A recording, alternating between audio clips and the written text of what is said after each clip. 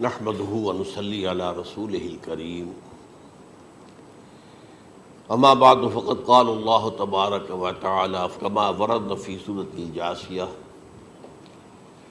اعوذ بالله من الشيطان الرجيم بسم الله الرحمن الرحيم وإنه لعلم للساعة فلا تمترن بها واتبعوني هذا صراط مستقيم صدق اللہ العظیم رب اشرح لی صدری ویسر لی امری واحلل عقدۃ من لسانی یفقہوا قولی اللہم ربنا الہمنا رشدنا واعذنا من شرور انفسنا اللہم ارنا الحق حقا وارزقنا اتباعہ وارنا الباطل باطلا وارزقنا اجتنابہ آمین یا رب العالمین۔ قادیانیت سے متعلق ایک بحث کا آغاز ہو گیا تھا، کیونکہ ہمارے علم میں یہ آیا تھا کہ قادیانیوں نے خاص طور پر ماڈل ٹاؤن کو اپنا ایک مرکز اور اپنا اڈا بنانے کا فیصلہ کیا ہے، اور اس کا ہمیں تجربہ بھی حاصل ہو گیا۔ کچھ نوجوان اہل سنت کے نوجوان میرے پاس آئے تھے اور انہوں نے میری توجہ اس طرح منتظر کرائی کہ یہاں پر یہ اپنی جمعے کی نماز کے لیے اوپن گراؤنڈ استعمال کر رہے ہیں اور اس میں لگا لیتے ہیں پارٹیشن وغیرہ، اور بڑی یوں سمجھیے کہ بڑی مہم کے ساتھ دونوں طرف کی سڑکیں بند کر کے، اور جو بھی لوگ مسافر ہیں انہیں بھی دعوت دیتے ہیں کہ آئیں یہاں جمعہ پڑھیں، اور بعض لوگ مغالطے میں وہاں جمعہ پڑھ لیتے ہیں۔ تو اس کے حوالے سے انہوں نے کوشش کی کہ کچھ نہ کچھ اس سلسلے میں، کیونکہ انہوں نے مجھے لا کر قانون دکھایا۔ پاکستان میں جو قانون نافذ ہے وہ یہ ہے، چاہے یہ کہ وہ نافذ نہیں ہے بالفعل، لیکن ہے قانون کی کتاب میں تو موجود ہے کہ قادیانی اپنے کوئی جو بھی ان کے نزدیک بھی ان کے مذہبی شاعر ہیں ان کو مسلمانوں کی شکل میں برملا علی الاعلان ادا نہیں کر سکتے، کیونکہ وہ تو دھوکہ دینی بات ہو گئی کہ لوگ سمجھیں گے یہ مسلمان ہی ہیں۔ اب جب انہیں، آپ کو معلوم ہے کہ ہماری پوری جو مرکزی اسمبلی تھی، نیشنل اسمبلی، اس کے فیصلے کے تحت قرار دیا گیا بالاتفاق کہ قادیانی غیر مسلم ہے، دائرہ اسلام سے خارج ہے۔ یہ تو فیصلہ ہوا پارلیمنٹ کا ایک بڑے پیمانے، بعد میں پھر ضیاء الحق صاحب کے زمانے میں یہ تو ہوا تھا، آپ کو معلوم ہے بھٹو کے زمانے میں، تو ضیاء الحق صاحب کے زمانے میں اسی کی گویا کہ فردر سٹیپ کے طور پر یہ بات طے کی گئی اور قانون بنا دیا گیا کہ وہ اپنی مسجد کو مسجد نہیں کہہ سکتے اور مسجد کی صورت پر نہیں بنا سکتے کہ گزرنے والے کو یہ خیال ہو کہ یہ مسجد ہے۔ اسی طرح وہ اگر کوئی اسلامی شاعر کا ارتکاب کریں گے علی الاعلان تو بھی یہ قابل تعزیر ہے، جرم ہے۔ وہ اپنے کئی احاطوں کے اندر، اپنے گھروں کے اندر جو چاہیں کریں، لیکن کھلے میدان میں آ کر جو شاعر اسلامی بہرحال ان لوگوں نے سب کچھ اڈاپٹ تو کر رکھا ہے۔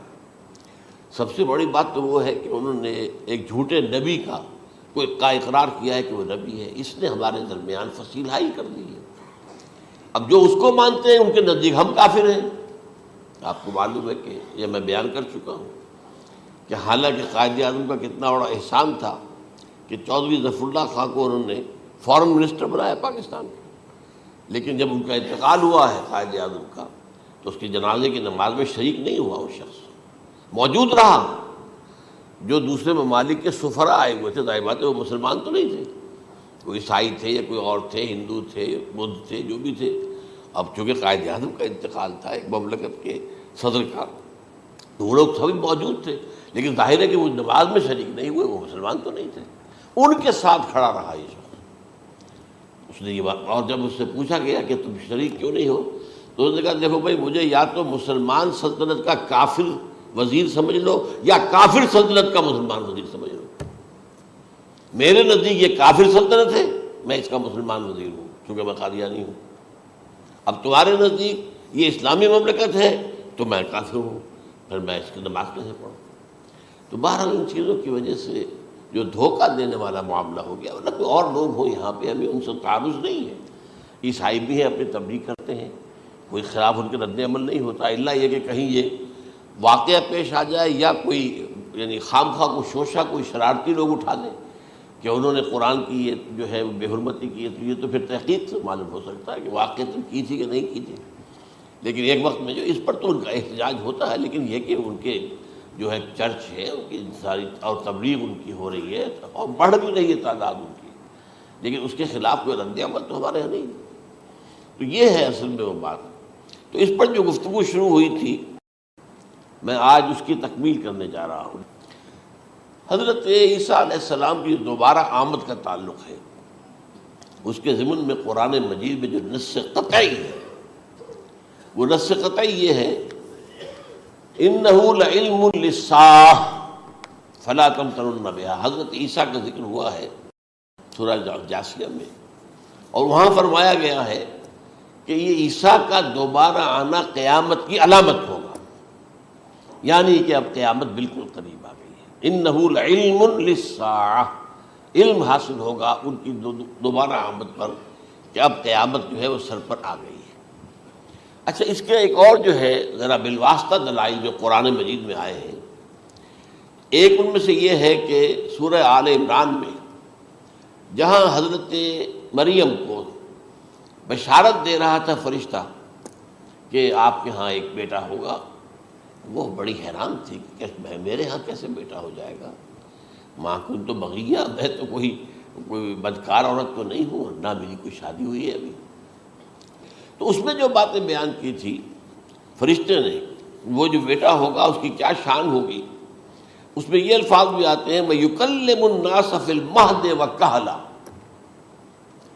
وہ باتیں کرے گا، لوگوں سے گفتگو کرے گا جبکہ وہ پنگھوڑے میں ہوگا، بچہ ہوگا، گود میں ہوگا، اور کہل کے وقت، کہل کہتے ہیں جب آدمی عمر میں جو ہے 40-45 کا کسی بھی اوپر ہو جائے، آپ پہلے طفل کہتے ہیں پھر جوان کہتے ہیں، عربی زبان میں شاب کا لفظ آتا ہے، بہت جوان، بڑی اچھی صحت میں ہے، اس کے بعد پھر ظاہر بات ہے ڈھلوان شروع ہوتی ہے، یہ کہل ہے۔ جب بڑھاپے کے آثار شروع ہوتے ہیں، بال سفید ہونے شروع ہوتے ہیں، تو یہ کہل ہے، قبول۔ اب سوال یہ ہے اس گھوڑے میں بات کر دیں، یہ تو معجزہ ہے، لہذا اس کا ذکر یہاں پر مناسب ہے۔ یہ بڑے ہو کر بات کرنے کی کیا ضرورت تھی کہنے کی، وہ تو سبھی کرتے ہیں انسان، یہ اسی لیے کہ معلوم ہو کہ کہولت بھی انہیں آئے گی یار، حالانکہ آپ کو معلوم ہے سب مانتے ہیں، عیسائی بھی مانتے ہیں، سب مانتے ہیں، 33 برس کی عمر میں انہیں اٹھا لیا گیا، اس دور میں تو کہولت آئی نہیں، اس لیے قرآن ذکر کر رہا ہے۔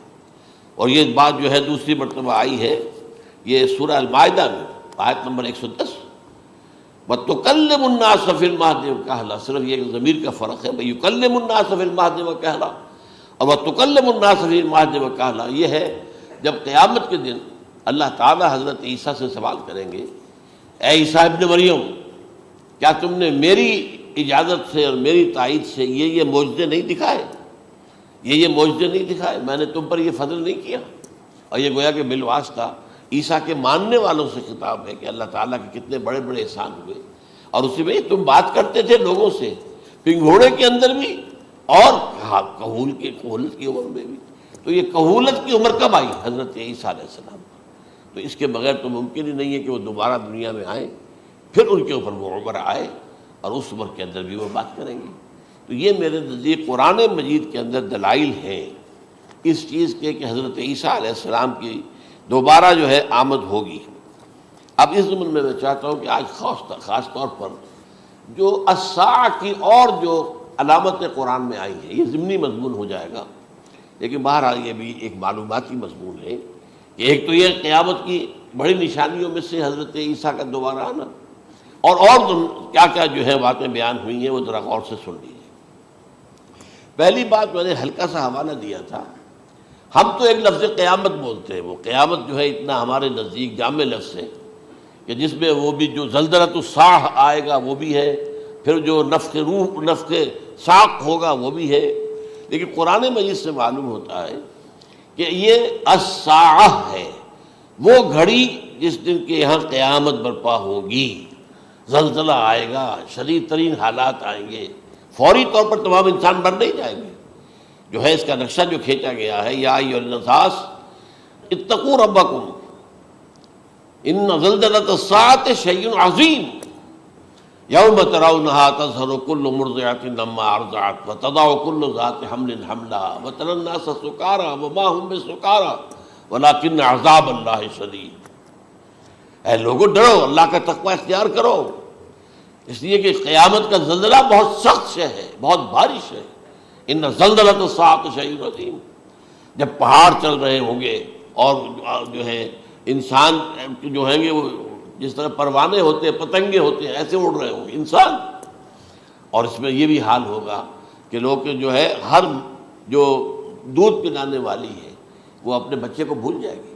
ظاہر بات ہے کہ اپنی پڑی ہوئی ہے مصیبت، حالانکہ سب سے زیادہ محبوب ترین شے دنیا میں اس سے اونچی محبت نہیں ہو سکتی جو ماں کو اپنے دودھ پیتے بچے سے ہوتی ہے، انہیں بھول جائے۔ تذہب کل مرضعۃ عما ارضعت، اور تمہیں ایسا محسوس ہوگا کہ لوگ کسی نشے کی کیفیت میں ہیں، یعنی وہ بدحواش ہیں، بدحواس ہو گئے، لیکن یہ کہ وما هم بسکارى، وہ مدہوش نہیں ہوں گے، ولکن عذاب اللہ شدید۔ تو یہ ہے زلزلۃ الساعہ، وہ ایک خاص وقت جو ہے، ایک خاص گھڑی جس میں کہ یہ ہونا ہے۔ اس کے علاوہ قرآن مجید میں القارعہ، القارعہ والقارعہ وما ادراک ما القارعہ، یوم یکون الناس کالفراش المبثوث وتکون الجبال کالعہن المنفوش۔ اب یہ کیا ہے؟ یہ نقشہ قیامت، یہ الساعہ، القارعہ الساعہ۔ اسی کے ساتھ قرآن میں آتا ہے الواقعہ، اذا وقعت الواقعۃ لیس لوقعتها کاذبہ، تو یہ خافضۃ رافضہ، یہ الفاظ سورہ واقعہ میں ہے۔ اسی طریقے سے اور جو ہے الحاقہ، ما الحاقہ وما ادراک ما الحاقہ، یہ تمام جو الفاظ قرآن مجید میں آئے ہیں یہ آئے ہیں الساعہ کے لیے، قیامت کے لیے نہیں۔ قیامت میں بعد میں بتاؤں گا آپ کو۔ چنانچہ 3 نفخے ہیں جو قرآن سے ثابت، نفخ فی الصور، اور اس نفخ فی الصور کا یہ عالم ہوگا یوم ینفخ فی الصور ففزع من فی السماوات ومن فی الارض الا من شاء اللہ، جس دن پھونکا جائے گا سور میں، اور اس وقت صورتحال یہ ہو جائے گی کہ جو بھی آسمانوں میں ہے، زمین میں ہے، سخت پریشانی اور سخت پشیمانی اور ایک طرح کے مرعوبیت اور خائف ہو کر رہ جائیں گے، الا ان کے کہ جن کو اللہ چاہے، اس کے کوئی ملائکہ مقربین ہوں گے۔ من فی السماوات فی الارض ہے، اس کے ساتھ ہی یہ کہہ دیا گیا ہے، لیکن یہ باقی پورے لوگوں کے اوپر، پوری مخلوقات کے اوپر ایک جو ہے گھبراہٹ کی کیفیت طاری ہو جائے گی۔ تو یہ ہے پہلا فضا۔ دوسرا فضا کیا ہے؟ فضا صعق، صعق کہتے ہیں آدمی کا بے ہوش ہو جانا۔ یہ دوسری مرتبہ جب سور پھونکا جائے گا، وَنُفِخَ فِي الصُّورِ فَصَعِقَ مَن فِي السَّمَاوَاتِ وَمَن فِي الْأَرْضِ إِلَّا مَا شَاءَ اللَّهُ، یہ ہے کہ اس کے بعد وہ سب کے اوپر موت طاری ہو جائے گی۔ یہ دوسرے سور پھونکے جانے کے بعد ہے۔ پھر ثُمَّ نُفِخَ فِيهِ أُخْرَى، پھر ایک مرتبہ اور سور پھونک ماری جائے گی، یہ تیسرا ہو رہا ہے۔ فَإِذَا هُمْ قِيَامٌ يَنظُرُونَ، تو اچانک سب کے سب کھڑے ہوں گے اللہ کی طرف دیکھتے ہوئے۔ اب یہ جو ہے یہ ہے یوم القیامہ، قام یقوم قیامتاً، کھڑا ہونا، کیونکہ اس دن یوم یقوم الناس لرب العالمین، جس دن کے تمام انسان جو ہے کھڑے ہو جائیں گے اپنے رب کے حضور میں، جس کا نقشہ کھینچا گیا ہے اذا دکت الارض دکا دکا وجاء ربک والملک صفا صفا۔ تو یہ سب کے سب انسان بھی جو ہے موجود ہوں گے، فرشتے صفے باندھے ہوئے ہوں گے، اور اللہ تعالیٰ جو ہے اپنے خاص عرش کے ساتھ، یحمل عرشہ ثمانیہ، 8 فرشتے اس عرش کو اٹھائے ہوئے ہوں گے، جبکہ یہ آسمان پھٹے گا اور اس روئے ارضی پر اللہ تعالیٰ کا نزول ہوگا۔ یہ جو ہے ہمارا یوم القیامہ یہاں ہے، یوم القیامہ ہی میں جو فیصلے ہونے یہاں ہونے، قصہ زمین برسر زمین، جو نیکیاں تم نے یہاں کمائی ہیں یا جو بدیاں تم نے یہاں جن کا ارتکاب کیا کا فیصلہ یہاں ہوگا۔ اس کے بعد واللہ عالم کچھ اور بھی چیزیں ہیں، لیکن یہ کہ وہ سب عام طور پر لوگوں کے علم میں نہیں ہے۔ میں نہیں چاہتا کہ خام خواہ کسی نئی بات سے کوئی جو ہے ذہنوں کے اندر کوئی ایک تشکیک پیدا ہو جائے اور شبہات پیدا ہو جائے، لیکن یہ چیزیں جو میں نے آپ سرچ کی از قرآن ثابت ہے، اسی زمین پر اترنا ہے۔ وجاء ربک والملک صفا صفا، یہ سب کے سب آئیں گے، اور ملائکہ، اور اس کے علاوہ جو ہے دوسرے مقامات پر جس کا نقشہ کھینچا گیا ہے سورۃ الحاقہ ہی کے اندر ہے۔ اللہ کا عرش جو ہے 8 فرشتے اٹھائے ہوئے نیچے اتریں گے۔ تو یہ تمام چیزیں قرآن مجید میں مذکور ہیں، اور یوم القیامہ یہی ہوگا، لیکن وہ ہے یوم القیامہ. ہم قیامت کہتے ہیں اس کو جس کو قرآن کہتا ہے الساعہ، الزلزلہ، الحاقہ، القارعہ، الواقعہ. یہ ہے در حقیقت جو پہلا معاملہ ہے کہ اس کے اندر جو ہے فضا ہو جائے. اب دیکھیے جو علامات قیامت احادیث میں آئی ہیں وہ میں آج آپ کو سنا رہا ہوں. ان کو دو حصوں میں تقسیم کیا جاتا ہے، علامات صغریٰ، علامات کبریٰ. چھوٹی نشانیاں جو درجہ بدرجہ درجہ بدرجہ درجہ بدرجہ حاضر سامنے آئیں گے. ایک ہے بالکل قیامت سے متصل قبل بڑے جو خرق عادت واقعات ہوں گے وہ آئیں گے.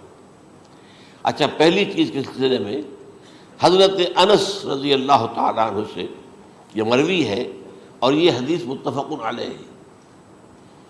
پہلی علامت حضور نے بیان کی قیامت کی علامات میں سے. اب میں لفظ قیامت اسی معنی میں بول رہا ہوں جس میں کہ ہم عام طور پر بولتے ہیں. آپ نے فرمایا علم اٹھا لیا جائے گا، جہالت کا دورہ ہوگا. اب یہ کون سا علم اٹھایا جائے گا؟ سائنس کا علم نہیں، دین کا علم. آج تو ساری قدر و قیمت جو ہے جس کے لیے دوڑتے ہیں لوگ، لاکھوں روپے کی فیسیں دے کر ایم بی اے ہو رہے ہیں، یہ جو ہے اکاؤنٹنسی کا پاس کر رہے ہیں، یہ سی اے کر لیا ہے، یہ کوئی اور جو ہے فزکس میں کوئی کیمسٹری میں ڈاکٹریٹ کر لی ہے، ڈاکٹر بن گئے تو کیا ہی کہہ رہے ہیں. اس لیے کہ بڑی چیز جو پاکستان سے ایکسپورٹ ہوتی ہے وہ ڈاکٹر ہیں. جو اتنے بڑے پیمانے پر جو کالج کھلے ہوئے، 3 لاکھ روپے ایک سال کی فیس، 5 لاکھ روپے ایک سال کی فیس. یہ کیوں لیتے ہیں اور کیوں لوگ دیتے ہیں؟ کہ موقع مل جاتا ہے ایم بی بی ایس کر کے. امریکہ کے اندر بھی ڈیمانڈ ہے، ان کے ہاں ڈاکٹر جو ہیں جتنے ہونے چاہیے نہیں ہے، لہذا اور بھی بہت سی جگہوں پر ڈیمانڈ ہے. تو جس چیز کی مارکیٹ میں ڈیمانڈ ہے وہ علم ہے. آج علم کمپیوٹر کا علم ہے یہ. حالانکہ ان میں سے کسی کے اوپر لفظ علم کا اطلاق میرے نزدیک غلط ہے، جہالت ہے. علم وہ ہے جو ذہن کو جلا دے، جو سوچ کو جلا دے، روشنی پیدا کرے، دماغی روشنی، وسعت دے، انسان کے فکر کو وسعت دے، اس کے ذہنی جو ہے جو افق ہے اس کو وسیع کرے. علم تو وہ ہے جو حقیقت کے کیا علم بھی اس سے عطا فرمائے.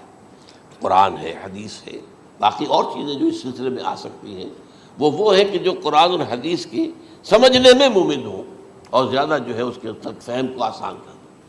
لیکن یہ کہ فرمایا علم اٹھا لیا جائے گا، جہالت کو فروغ ہوگا. ظاہر بات ہے ایک ہی بات ہوئی ہے. دوسرے نمبر پہ یہ ہے کہ جہالت کو فروغ ہوگا. نمبر 3 زنا کثرت سے ہوگا. نمبر 4 شراب نوشی عام ہو جائے گی. نمبر 5 عورتوں کی تعداد بہت زیادہ ہو جائے گی، مردوں کی تعداد کم ہو جائے گی. یہاں تک کہ 50 عورتوں کا خیر خبر کرنے والا، کوئی نگرانی کرنے والا، وہ ایک مرد. اچھا، یہ تو ہے ایک حدیث جو میں نے آپ کو بیان کر دی، متفق علیہ. یہ بخاری اور مسلم دونوں میں ہے. دوسری حدیث بخاری کی ہے، اس کو حضرت ابو ہریرہ رضی اللہ تعالیٰ عنہ نے روایت فرمایا ہے. قیامت آئے گی جب امانت ضائع ہو جائے گی. آج ہمارے ہاں امانت کے ضائع ہونے کا جو نقشہ ہے شاید پوری دنیا میں کہیں اور نہیں. جس طرح کے غبن یہاں ہوتے ہیں، جس طرح کک بیکس جو ہے وہ لیے جاتے ہیں. اس غریب یعنی قوم غریب ہے لیکن یہاں وہ امیر بہت بڑے بڑے لوگ ہیں. وہ تو دنیا بھر کے ٹاپ کے امیروں کے اندر اس کا شمار ہو جائے گا. لیکن یہ کہ یہ سب امیر کیسے بنے؟ غبن بلین آف ڈالرز کا. اب تو اس سے کم کی تو بات ہی نہیں ہوتی. فلاں نے اتنے بلین جو ہے پیسے اپنا جو ہے قرضہ معاف کرا لیا. بھائی کس نے کیا، کون کرتا ہے معاف؟ یہ کسی کے باپ کی جاگیر ہے؟ یہ پیسہ بینک کے اندر حکومت کا ہے کہ حکومت کو اختیار ہو کے وہ رائٹ آف کر دے ان کے جو ہے ان کی جائیدادیں کرو ضبط. لیکن ہوتا کیا ہے، بینک آفیسر بے ایمان ہے.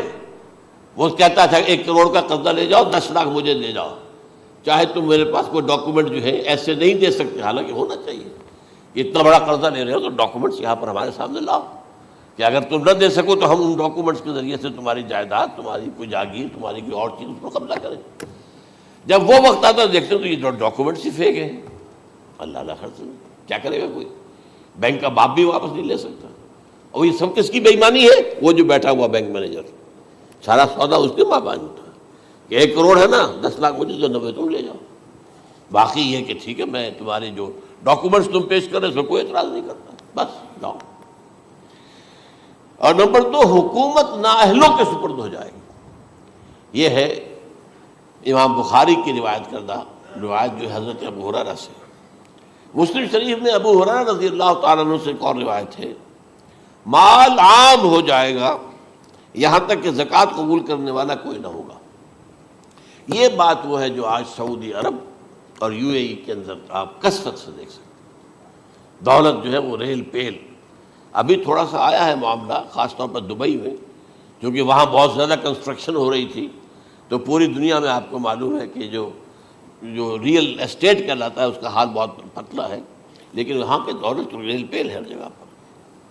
اور سب سے اہم متفق علیہ روایت، متفق علیہ کیا، وہ تو حضرت عمر سے بھی مروی ہے، ابن عمر سے بھی مروی ہے، ابن عباس سے بھی مروی ہے، ابو ہریرہ سے بھی مروی ہے، عبداللہ ابن مسعود سے بھی مروی ہے رضی اللہ تعالیٰ عنہ اجمعین. اور یہ وہ حدیث ہے جسے کہا جائے حدیث جبرائیل، جسے ام السنہ بھی کہا گیا.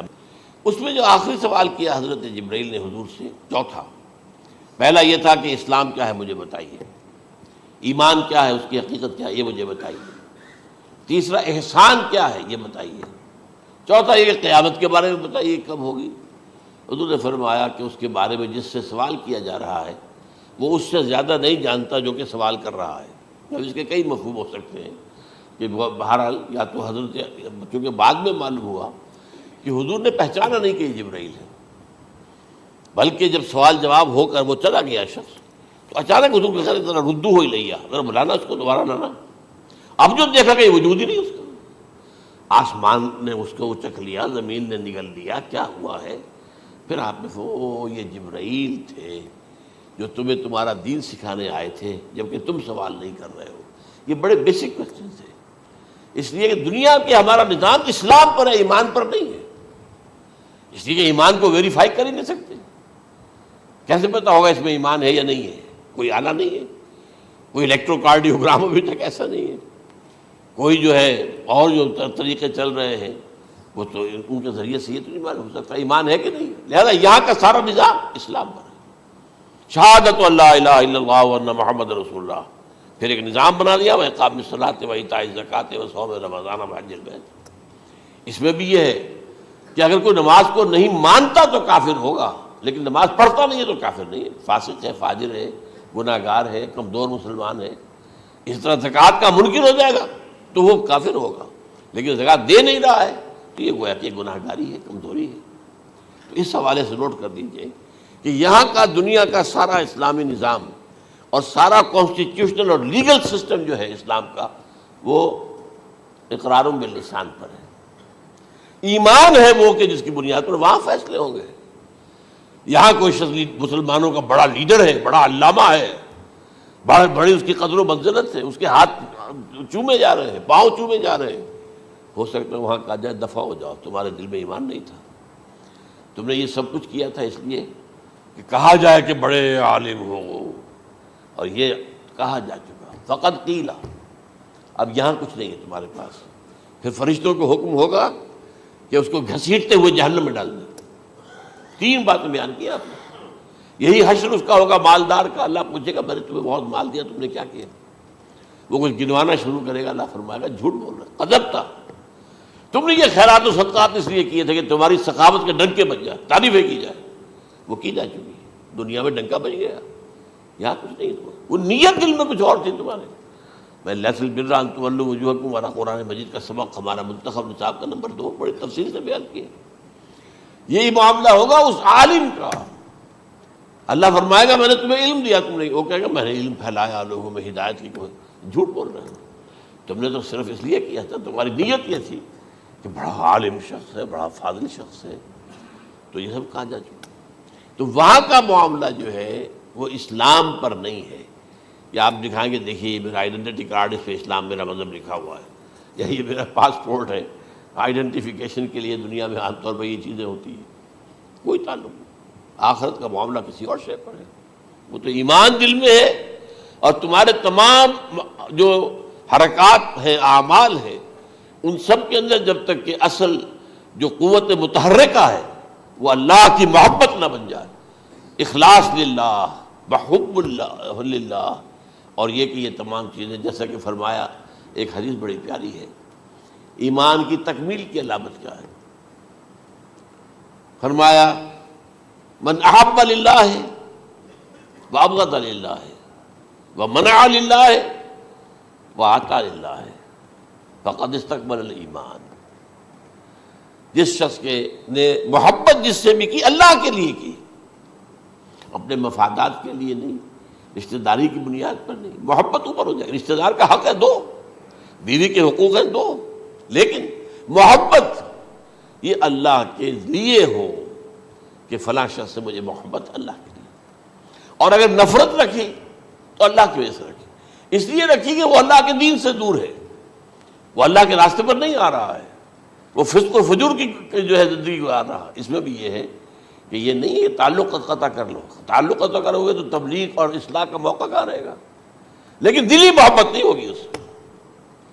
تو اگر محبت ہے تو اللہ کے لیے، اور نفرت ہے تو اللہ کے لیے، اور کسی کو کچھ دیا ہے تو اس لیے کہ اللہ کا حکم ہے کہ دوں، اور کسی سے کچھ روکا ہے تو اس لیے کہ اللہ کا حکم ہے کہ روکوں، اس کو نہیں دینا ہے۔ فقد استکمل الایمان، تو اس شخص نے ایمان کی تکمیل کر لی۔ یہ ہے اصل جو ڈیسائیڈنگ فیکٹر ہے، وہ یہ ہے۔ اور اس ایمان کی پہلی علامت کیا ہے؟ کیسے معلوم ہو میرے اندر ایمان ہے؟ پہلی علامت سب سے کم تر درجے کا ایمان، اس میں فرمایا گیا اذا اساءت کا سیئۃ وحسنت کا حسنۃ فانت مومن، اگر کوئی اچھا کام کر کے خوشی ہو اور کوئی برا کام ہو جائے تو ملامت ہو، یہ کیا کر بیٹھا، یہ میں نے کیا کیا ہے، یہ مجھے نہیں کرنا چاہیے تھا۔ یہ اگر احساس ہے نیکی اور بدی کا تو تمہارے اندر ایمان ہے، یہ ایمان ہے ادنیٰ درجے کا، اور وہ ایمان من احب للہ ہے وابغض للہ ہے واعطى للہ ہے ومنع للہ ہے فقد استکمل الایمان۔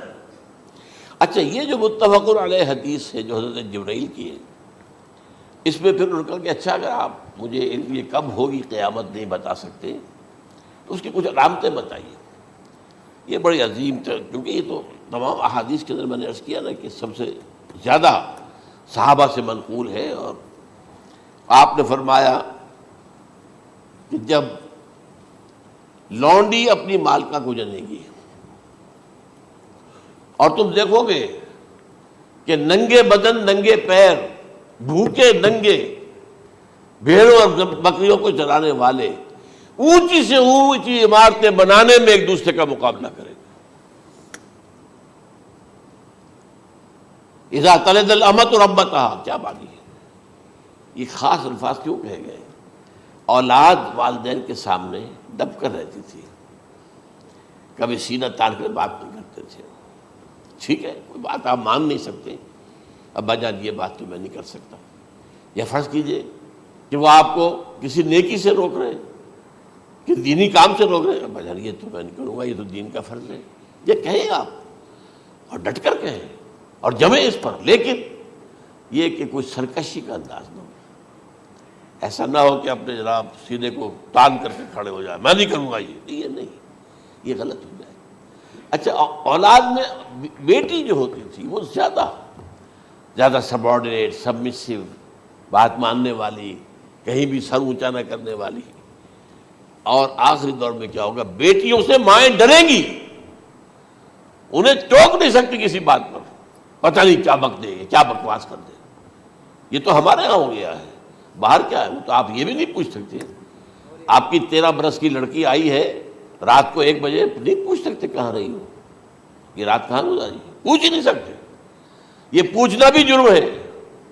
اپنے چھوٹے بچے کو آپ نے ایک تھپڑ مار دیا، تہذیب ہے، سکھانا ہے، غلط کام کیا ہے، اس کی سرزنش ہو رہی ہے، فوراً وہ اگر ایک فون کر دے گا پولیس آئے گی، بچے کو لے جائے گی، اسے لا کر کہیں اور جو ہے ڈپازٹ کرے گی، اور آپ پر مقدمہ چلے گا، آپ کو اس کی سزا بھگتنی ہوگی۔ ظاہر بات ہے کہ پھر وہاں سرکشی کا کیا عالم ہوگا، پھر اولاد کہاں سر جھکائے گی، کس درجے میں جھکائے گی، اس کی تربیت عثمانی ہوئی نہیں۔ تو ان تلد الامۃ ربتہا، گویا کہ بیٹی کے نزدیک ماں جو ہے وہ ایسی ہو جائے گی جیسے لونڈی، گویا کہ لونڈی نے ایک اپنی مالکہ کو جنم دیا ہے، بیٹی مالکہ بن جائے گی اور ماں جو ہے لونڈی بن جائے گی، اور دولت کی ریل پیل کا ابھرتا دکان، یہ جو بھوکے ننگے اور مفلس، کیا حال تھا 100 برس پہلے، انہیں کھانے کو کچھ نہیں ملتا تھا، یہ مشرقی ساحل پر تھے، یہ سوائے یہ کہ مچھلیاں پکڑ لی اللہ خیر اللہ وہ کھا لی، یا کہیں ان کو بیچ دیا، کوئی بنڈی لگ گئی، بنڈی لگ جاتی تھی وہاں، اور کیا تھا۔ اور مغربی ساحل پہ کیا ہوتا تھا، ساری ان کی معیشت حج کے گرد گھومتی تھی، حاجی آئے ہیں خریداریاں کر رہے ہیں، اور آپ کو معلوم ہے پوری دنیا سے مال پہلے بھی پہنچتا تھا وہاں، آپ کو جو ہے ہر ملک کے ہر کونے کا پھل وہاں مل جائے گا آج بھی۔ اور وہاں پر یہ ہے کہ سب سے بڑی بدوؤں کے لیے سب سے بڑی بات کیا تھی، قربانی کا گوشت، اسے وہ سکھاتے تھے، سخت چمڑے کر کے کھاتے تھے، یہ ان کا حل تھا۔ آج جا کر دیکھیے نئے شہر بن رہے ہیں، امریکنز کو کانٹریکٹ دیے جا رہے ہیں، بالکل ماڈرن شہر بنا دو، ایک ایبسلیوٹلی ماڈرن شہر جو ہے وہ جو مشرقی ساحل کے اوپر جو پہلے سے آرام کو سٹی ہے، امریکن سٹی ہو، اس کے اندر کوئی سعودی بھی داخل نہیں ہو سکتا سوائے جس کے پاس اس سٹی کی طرف سے لائسنس نہ ہو، اور اس کی چار دیواری کے اندر، چار دیواری کیا فصیل کے اندر کہی ہے، جو چاہو کرو، کوئی تم پر پابندی نہیں، ننگے نہاؤ، تالاب ہے نہا رہے، ننگی عورتیں ننگی مردیں نہا رہے، کوئی پوچھنے والا نہیں۔ اب اسی قسم کا ایک سٹی آباد ہونا جا رہا ہے مغربی ساحل پر، جدہ اور ینبوع کے درمیان، اور اس میں اصل میں جتنی بھی دولت ہے جو پیٹرول کی ہے وہ وہیں پر رکھ لی جاتی ہے امریکہ کے اندر، تاکہ امریکہ جو ہے ایسے ایسے پروجیکٹ بنا کر جب تمہیں دے گا تو اس میں سے پیسے لے گا، وہ نہیں ملتی ان کو واپس۔ بہرحال یہ تو ایک میں نے ایک جگہ آپ سے ذکر بھی کیا تھا، دی کنفیشنز آف این اکنامک ہٹ مین، وہ کنفیشنز کی بات جو ہے اگر آپ میں سے کسی کو دلچسپی ہو تو اسے پڑھیں کہ کس طریقے سے 1973 کے آئل امبارگو کے بعد جو شاہ فیصل شہید کے زمانے میں ہوا تھا، پھر جس طریقے سے امریکہ نے ان تمام ممالک کو جکڑ لیا ہے، اس کا پورا جو پروسیس کیا تھا وہ سامنے آتا ہے۔ بہرحال اس کے بعد آتا ہے علامات کبریٰ کا ذکر، بڑی علامتیں جو کہ بالکل خرق عادت کے انداز میں ہوگی، جن کا معاملہ جو ہے وہ آپ کے ناپ تول میں نہیں آ سکتا، آپ کی کیمسٹری فزکس اس کا جو ہے وہ نہیں کر سکتی، ادراک ہوگا یہ قیامت کی۔ ان میں نمبر 1 کیا ہے، ایک بہت بڑا دھواں آئے گا، پوری دنیا کو لپیٹے گا۔ نمبر 2 دجال کا ظہور ہوگا، جو اپنی خدائی کا دعویٰ لے کر آئے گا اور بنوائے گا، اس کے ہاتھ میں ہو جائیں گے، قبضے میں ہو جائیں گے سارے ذرائع پیداوار کے، اس کی طرف بھی پہلا قدم اٹھ چکا ہو، ٹرپس کے نام سے معاہدہ ہو چکا ہے، کوئی ملک اپنا بیج پیدا نہیں کر سکتا، یہ بیج ہم نے ڈیولپ کیے ہیں، ان کے ڈیولپمنٹ سے پہلے تم ایک ایکڑ سے کتنی گندم لیتے تھے، آج کتنی لے رہے ہو، کس بنا پر؟ جینیٹکس کا جو کام ہم نے کیا ہے اس کی بنا پر ہو رہا، ہاں تو ہمارا حق ہے، اس کی رائلٹی ہمارے پاس آنی چاہیے، لہذا صرف ان اداروں سے ملٹی نیشنل سے خریدا جائے گا بیج، اور بیج بھی وہ دیں گے وہ کہ جس سے جو فصل اگے گی وہ بیج نہیں لا سکتی، وہ بیج کا کام نہیں کر سکتی۔ جیسے آپ کو معلوم ہے کہ آپ کے ہاں جو گوشت کھایا جاتا ہے مرغے کا، تو مرغا وہ جو ہے اس میں مرغا ہو یا مرغی ہو، اس کے اندر کوئی وہ کیفیت ہی نہیں ہے، ان کے انڈے جو ہے ان سے آپ بچے حاصل نہیں کر سکتے، ہے تو انڈا، دیکھنے کو تو انڈا ہے، لیکن وہ بنڈا جو ہے اس سے بچہ تو نہیں حاصل کر سکتے۔ ایسے ہی وہ گندم کا بیج دیں گے، نظر آئے گی گندم، لیکن اس کے اندر وہ صلاحیت نہیں ہے کہ اس سے جو فصل اگے گی اس کا نتیجہ جو ہے وہ بھی آپ لے سکیں۔ یہ ہونا ہے، اللہ جانے، قدم اٹھ رہے ہیں ادھر۔ پھر یہ ہے کہ دابۃ الارض، زمین سے ایک حیوان نمودار ہوگا، زمین شق ہوگی۔ ابھی میں کہہ رہا ہوں خرق عادت ہے، یہ چیزیں وہ نہیں ہیں جو ہماری کسی حساب کتاب میں جو باتیں پہلے آئی ہیں وہ تو حساب کتاب میں آ رہی ہیں، ساری سمجھ میں آ رہی ہیں، ساری چیزیں مشاہدہ ان کا ہو رہا ہے، لیکن یہ ہے کہ دابۃ الارض، یہ کہتے ہیں کہ کوہ صفا، اس میں تو نہیں ہے حدیث میں، کوہ صفا پھٹے گا اور اس میں سے ایک حیوان دابہ وہ ظاہر ہوگا، تو اسی لیے فرمایا ہے وَإِذَا وَقَعَ الْقَوْلُ عَلَيْهِمْ أَخْرَجْنَا لَهُمْ دَابَّةً مِّنَ الْأَرْضِ تُكَلِّمُهُمْ، تو ہم اندر سے پیٹ کے چیر کر زمین کے پیٹ کو ایک حیوان کو برآمد کریں گے جو انسانوں سے بات کرے گا، گفتگو کرے گا۔ نمبر 4، طلوع الشمس من المغرب، یہ بھی خرق عادت، سورج تو طلوع ہوتا ہے مشرق سے، غروب ہوتا ہے مغرب میں، لیکن اس وقت معاملہ الٹا ہو جائے، یعنی جو کائنات کے اندر جو گڑبڑ ہوگی کچھ سمجھ میں بات آتی ہے کہ یہ معاملہ جو ہے، یہ تو اس پورے سولر سسٹم کو اگر بدل دیتے ہیں تو مشرق مغرب ہو جانا، مغرب مشرق ہو جانا، یہ سمجھ میں آنے والی بات ہے۔ اس کے بعد ہے عیسیٰ ابن مریم کا نزول، جس کے بارے میں آج میں نے گفتگو کی ہے تفصیل سے۔ یہ نزول ہونا ہے، یہ علامات قیامت میں سے حضور نے بیان فرمایا ہے، اور قرآن مجید کی جو اصطلاحات ہیں اس کے حوالے سے میں نص قطعی جو ہے وہ میں آپ کے سامنے رکھ چکا ہوں۔ پھر یاجوج ماجوج کا ایک معاملہ ہے، یہ میں ابھی اس وقت زیادہ اس پر بات نہیں کر سکتا۔ حضرت عیسیٰ علیہ السلام کے نزول کے بعد 2 کام ہوں گے،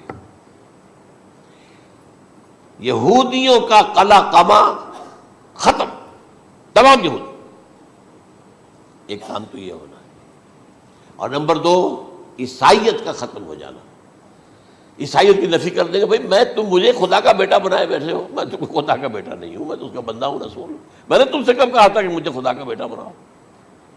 نمبر 2 یہ کہ وہ خنزیر کو قتل کر دیں گے، یعنی یہ تم نے خنزیر کب سے کھانا شروع کر دیا، میں تو تم کو نکاح اجازت دے کر گیا تھا، یہ تو شریعت موسوی میں حرام تھا، اور میں کہہ کر گیا تھا کہ یہی شریعت تم پر لاگو رہے گی، ہاؤ کم، تم نے کیسے یہ؟ آج بھی بہت سے رومن کیتھولکس جو ہے وہ سور نہیں کھاتے، وہ اس میں ہے ان کے اندر کچھ نہ کچھ بات جو ہے جو حضرت عیسیٰ کی تعلیمات کا کچھ اثر ان کے ہاں ہے۔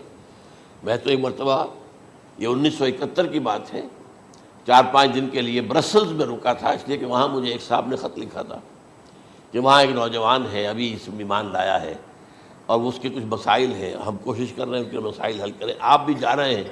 میں انگلینڈ جا رہا تھا تو واپسی پر آپ ان کے یہاں چند دن ٹھہرے، میں حیران ہوا، ویسے اس نے مجھے اپنے گھر ٹھہرایا نہیں، اس لیے کہ ماں باپ تو اس کے کرسچن تھے، اور پولیس کا چیف آفیسر اس کا باپ تھا، chief of police force.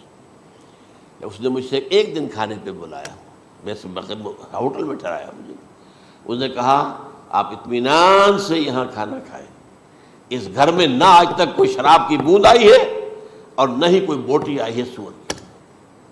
Roman Catholics, اب اکلوتا بیٹا تھا یہ، عبدالعزیز نے بعد میں بیان رکھا، وان کینٹر اس کا نام تھا جو کہ اوریجنل تھا، پھر اس نے نام رکھا عبدالعزیز وان کینٹر، پرانا نام بھی بہرحال رکھا۔ نہایت خوبصورت، 28 سال کی عمر تھی، اور اس وقت میں نے دیکھا تھا کہ اس کی فقہی معلومات جو ہے میری معلومات سے 10 گنا زیادہ۔ اس کی وجہ کیا ہے؟ وہ گیا تھا موراکو میں ایز اے ٹیچر ملازمت کرنے، پیسہ کمانے، وہاں وہ مسلمانوں سے اس کا ہوا رفت ضبط ہوا، اسلام کی تعلیمات سامنے آئی، اسلام لے آیا، اب اکلوتا بیٹا ہے، اور ماں باپ جو ہے کرسچن کیتھولکس۔ جب وہاں سے واپس آیا تو پھر کہتے ہیں کہ ہمارے درمیان ایک معاہدہ ہے، وی آر لیونگ ٹوگیدر، لیکن یہ معاہدہ ہے ہم مذہب پہ بات نہیں کریں گے، بس باقی جو بھی ہے وہ ساتھ رہ رہے ہیں۔ لیکن میں حیران ہوا، مجھے معلوم نہیں تھا۔ اچھا، اس کے بعد اس نے جب اسلام کا فیصلہ کیا تو اس کے سامنے سوال آیا کون سی فقہ اختیار کروں، تو اس نے بڑی جو ہے تھورو اسٹڈی کی ہے تمام فقہوں کی، کمپیریٹو اسٹڈی، ان کو کرنے کے بعد پھر فائنل فیصلہ اس کا یہ تھا کہ حنبلی فقہ میں اختیار کروں گا۔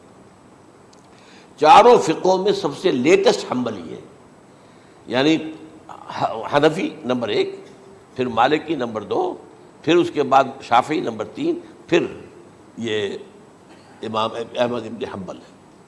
اور امام احمد ابن حنبل کے زمانے تک احادیث بہت بڑے پیمانے پر جمع ہو چکی تھی، جبکہ ابھی حضرت امام ابو حنیفہ کے زمانے میں کوئی اتنا زیادہ جو ہے حدیث کا بھی ذخیرہ نہیں بنا تھا۔ اسی پر تو لوگ حیران ہوتے ہیں کہ زیادہ حدیث امام ابو حنیفہ کے علم میں نہیں تھی، لیکن بجال ہے کہ ان کا کوئی فتویٰ جو ہے کتاب اور سنت کے خلاف ہو، اگرچہ انہوں نے صاف کہا کہ اگر تم پاؤ کوئی ایسی سچی حدیث، پختہ حدیث جو میری کسی رائے کے خلاف ہو تو میری رائے کو دیوار پر دے مارنا اور اس صحیح حدیث کی پیروی کرنا۔ لیکن ویسے اس کے بعد یہ کمال یہ ہے کہ بہت ہی کوئی شاذ معاملہ ہے کہ جس میں ان کا کوئی فتویٰ وہ کتاب و سنت کے منافی ہو یا سنت کے منافی ہو. کتاب پہ تو سوال پیدا نہیں ہوتا، کتاب تو ساری ان کے سامنے موجود تھی. اس کے بعد یہ ہے کہ یاجوج ماجوج، جیسے میں بتا رہا تھا آپ کو کہ جب عیسائیت بھی ختم ہو گئی، یہود ویسے ختم ہو گئے، استیصال ہو گیا، جڑ کٹ گئی، اب عیسائیت گویا کہ اسلام میں ضم ہو گئی. عیسائیت مذہب ختم، یہودی خود ختم. اب یہ طاقت کتنی ہو جائے گی؟ تقریباً 2/3 دنیا آ گئی. تمام اب عیسائی 2 ارب کے قریب ہے، 1 ارب 90 کروڑ ہو گئے، یا مسلمان بھی 1 کروڑ 50-60 لاکھ ہیں. دونوں کو جوڑ لیجیے کتنے ہو گئے؟ 6 ارب کل آبادی ہے. لیکن اس کے بعد آتا ہے یاجوج ماجوج کا خروج. یہ یاجوج ماجوج میرے نزدیک چائنا اور رشیا ہے. ان کی مجموعی طاقت اتنی ہوگی، اور یہ اس طرح آئیں گے ہر اونچائی پر سے اترتے ہوئے، پھسلتے ہوئے. جیسے 1962 میں جب وار ہوئی تھی بٹوین چائنا اینڈ انڈیا 1962 میں، تو وہ اس وقت کا نقشہ مجھے آج بھی اخبارات میں پڑھتا تھا تو یاد، waves after waves of Chinese soldiers were coming down the slopes of Himalayas. یہ تو وہ ہے نا جن کی تعداد کا کوئی حساب نہیں ہے. اور رشیا اور یہ مل کر جو ہے، میرا اندازہ یہ ہے کہ جب پہلے ملحمۃ العظمیٰ ہوگی وہ عیسائیوں اور مسلمانوں کے درمیان، اس وقت یہ دونوں پاورز نیوٹرل رہیں گی. لیکن غالباً یہ بات طے کر لیں گی کہ ویپنز آف ورلڈ جو ہے ماس ڈسٹرکشن، یہ استعمال مت کرنا. اگر یہ ویپنز آف ماس ڈسٹرکشن استعمال کرو گے تو ہم میدان میں آ جائیں گے. اس میں وہ جنگ جب ہو چکے گی، پھر حضرت عیسیٰ کو فتح حاصل ہو جائے گی، اور پھر یہ کہ یہودیت ختم ہو جائے گی، عیسائیت بطور مذہب ختم ہو کر اسلام میں ضم ہو جائے گا. پھر وہ 40 برس کا عہد حکومت ہے حضرت عیسیٰ علیہ السلام. لیکن جب یہ فتح ہو جائے گی ان پر، اب یاجوج ماجوج آئیں گے، اور اتنی تعداد میں آئیں گے کہ بحیرہ طبریہ جو ہے اس کا سارا پانی پی جائیں گے. یہ تو اگر آپ کو کبھی اندازہ ہو یا کوئی آپ جانیں ان لوگوں کو جو ان چینیوں سے واقف ہیں، وہ کہتے ہیں زمین پر ہلتی ہوئی کوئی چیزوں سے وہ چھوڑی چھوڑ کے کھا جائیں گے. جہاں وہ جاتے ہیں ایز اے لیبرر، وہاں کے جو سارے کتے ہیں ختم، ساری بلیاں ختم، ہر شے، وہ جو سانپ کھاتے ہیں، ہر چیز کھاتے ہیں. اور یہ تمام ایسٹرن کنٹریز کے اندر ہوتا ہے. بڑی ڈیلیشس ڈشز ہیں یہ سانپ وغیرہ وغیرہ. اور یہ جس طرح کھا جائے، پانی پئے، ایک قطرہ نہیں رہے گا اس پر. تو پھر جو ہے اللہ تعالیٰ اس وقت جو ہے اس میں ایک ایسی بیماری پیدا کرے گا کہ یہ سب مر جائے. یہ معجزے سے ہوگا. یعنی ان کے اوپر فتح جو ہے وہ عام لڑائی کے ذریعے سے نہیں ہوگی، بلکہ اس کے اوپر فتح جو ہوگی وہ اللہ تعالیٰ سے ہوگی. ایک بیماری پیدا ہوگی، سب مر جائیں گے.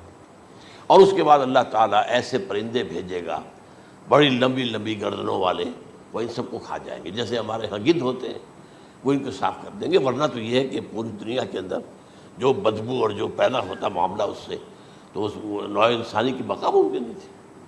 ان کے خاتمے کے بعد پھر یہ ہوگا کہ حکومت اسلامی جو ہے پوری دنیا میں حضرت مسیح علیہ السلام کی ہوگی. 45 برس وہ رہیں گے. اسی میں وہ کہلن بھی آ جائے گا، وہ فی المہد و کہلن جو میں نے شروع میں بیان کیا تھا. اسی میں پھر یہ ہے کہ وہ شادی بھی کریں گے، ان کی اولاد بھی ہوگی، اور پھر ان کا انتقال ہوگا تو حضرت حضور صلی اللہ علیہ وسلم کے حجرے میں، وہیں پر جہاں حضور اور ابو بکر اور عمر رضی اللہ تعالیٰ عنہم دفن ہیں، وہیں پہ ان کو دفن کیا جائے گا. اور قیامت کے دن حضور فرماتے ہیں کہ میں اور یہ تینوں ساتھ نکلیں گے. تو یہ ہے حالات و واقعات. بہرحال اس میں یہ ہے کہ یہ نوٹ کر لیجئے کہ جہاں تک ہمارے ہاں آج کل کا معاملہ ہے، میرے نزدیک میں یہ کہنے پر مجبور ہوں، جو رفع و نزول مسیح کو نہیں مانتا وہ کم سے کم منکر حدیث ضرور ہے. میں اس سے کم کا فتویٰ نہیں دے سکتا. اب یہ ہے کہ جو لوگ مہدی کو نہیں مانتے ان کا معاملہ میں مختلف سمجھتا ہوں. چند منٹ لے رہا ہوں آپ کے، اور اس لیے کہ ان کی حدیثیں صحیحین میں نہیں ہیں، بخاری مسلم میں نہیں. اور یہ کہ بہرحال ان کا معاملہ جو ہے وہ ایسا نہیں ہے حضرت عیسیٰ کا. حضرت عیسیٰ کے آنے کا جو کچھ ہوگا وہ تو میں نے آپ کے سامنے بیان کر دیا. لیکن یہ ہے کہ حضرت مہدی ہمارے نزدیک اس میں خرق عادت کوئی ہے ہی نہیں. جیسے ہر صدی کے مجدد ہوتے ہیں، آخری صدی کے مجدد وہ ہوں گے، اور میرے نزدیک یہی آخری صدی ہے، اور اسی میں حضرت مہدی کا ظہور ہو جانا. سعودی عرب میں کوئی خانہ جنگی ہوگی کسی بادشاہ کے انتقال پر، اور پھر اس وقت یہ ظاہر ہوں گے، اس وقت ملک کے حالات کو سنبھالنے کے لیے لوگ ان کو زبردستی نکالیں گے، چھپے ہوئے ہوں گے ایک گھر میں۔ یہ حضرت ام سلمہ رضی اللہ تعالی عنہ کی روایت ہے کہ ایک بادشاہ کے انتقال پر یہ خانہ جنگی ہو جائے گی، اور ایک شخص مدینے سے بھاگ کر مکے میں چھپ جائے گا۔ یہ تو ہے ان کے الفاظ، میں توجیہ کر رہا ہوں۔ یہ لوگ ان کی طرف دیکھ رہے ہوں گے کہ یہ جو وقت آیا ہے فتنے کا ہماری قوم پر، ہمارے ملک پر، تو ان کی شخصیت ایسی ہے کہ یہ بیچ میں آئیں، صلح صفائی کرائیں، اور وہ جو ہے اس ذمہ داری سے بچ کر بھاگیں گے اور جا کر مکے میں چھپ جائیں گے۔ پھر لوگ انہیں تلاش کر کے نکالیں گے اور زبردستی ان کے ہاتھ پر بیعت کریں گے، ورنہ وہ اتنے بڑے منصب کو۔ اور پھر یہ بھی ہے، ایک حدیث میں آتا ہے یصلحُ فی لیلۃ واحدہ، ایک رات میں ان کی مکمل اصلاح کر دیں گے۔ یعنی اگر کوئی تھوڑا بہت نقص اور عیب کوئی ہوا بھی، کوئی کمی کوتاہی ہوئی بھی، تو اللہ تعالیٰ ایک رات میں اصلاح کروا دے گا۔ لیکن ہمارے نزدیک اس قدر کوئی خرق عادت ہے ہی نہیں۔ البتہ جو کہتے ہیں اہل تشیع، وہ خرق عادت ہے کہ ان کے 12ویں امام جو ہے وہ بچپن ہی کے اندر اس خوف سے کہ جو بنو عباس بادشاہ ہیں وہ ان کو قتل کر دیں گے، تو وہ ایک غار میں چھپا دیے گئے۔ اب وہ 1200 برس سے اس غار کے اندر چھپے ہوئے، اور اس کے بعد وہ ظاہر ہوگی، وہ امام مہدی ہوں گے۔ اس میں خرق عادت ہے، لیکن میں یہ کہتا ہوں کہ محض خرق عادت کی بنیاد پر ہم اس کی نفی نہیں کریں گے۔ کیوں؟ کیا ہم یہ نہیں مانتے کہ اصحاب کہف 300 برس تک سوئے رہے؟ یہ کیا عام بات ہے؟ حضرت عزیر علیہ السلام، اللہ نے انہیں موت دی، موت، اور 100 برس کے بعد زندہ کر کے اٹھا لیا۔ تو خرق عادت حضرت عیسیٰ کو ہم اتنا بڑا خرق عادت مانتے ہیں کہ اٹھا کر آسمان پر، تیسرے آسمان کے اوپر ہیں، موجود ہیں، اب بھی ہیں۔ شب معراج میں تیسرے آسمان پر حضور کی ملاقات ان سے ہوئی۔ تو یہ خرق عادت کی بنیاد پر نفی نہیں ہم کرتے، ہو سکتا ہے، لیکن یہ کہ اس کے لیے ہمارے پاس کوئی دلیل نہیں، کوئی احادیث نہیں، کچھ نہیں، اس لیے ہم اس کو نہیں مانتے۔ البتہ خود وجود جو ہے حضرت مہدی کا، وہ کوئی عجیب بات نہیں ہے۔ وہ تو جیسے پہلے بھی آئے ہیں ہمارے مجددین، ایسے مجدد ہوں گے اور دین کو تازہ کر دیں گے۔ ایک صحیح اسلامی ریاست جو ہے وہ عرب میں قائم ہو جائے گی دوبارہ۔ حضور نے فرمایا وہ عدل اور انصاف سے عرب کو اسی طرح بھر دے گا جیسے کہ وہ اس سے پہلے ظلم اور جور اور زیادتیوں کے سے بھری ہوئی ہوگی۔ تو یہ کام ہوگا، یہ تو مجدد کا کام ہوتا ہی ہے اس حوالے سے۔ لیکن بہرحال میں نے پھر بھی کہا کہ اگر احادیث کی کمزوری کی وجہ سے کہ صحیح عین میں نہیں ہے، اگر کوئی شخص انکار کرے تو مجھے کوئی اعتراض نہیں ہے، ٹھیک ہے۔ لیکن جو حضرت عیسیٰ کے رفع سماوی اور حضرت عیسیٰ کے نزول کا انکار کرتا ہے، وہ کم سے کم، میں انہیں اور آگے کوئی فتویٰ نہیں دیتا کہ وہ کافر ہو گئے یا یہ ہو گئے یا وہ ہو گئے، لیکن منکر حدیث کے لائن میں تو وہ لازماً کھڑے ہو گئے، کیونکہ اتنی واضح اور پکی حدیثیں ہیں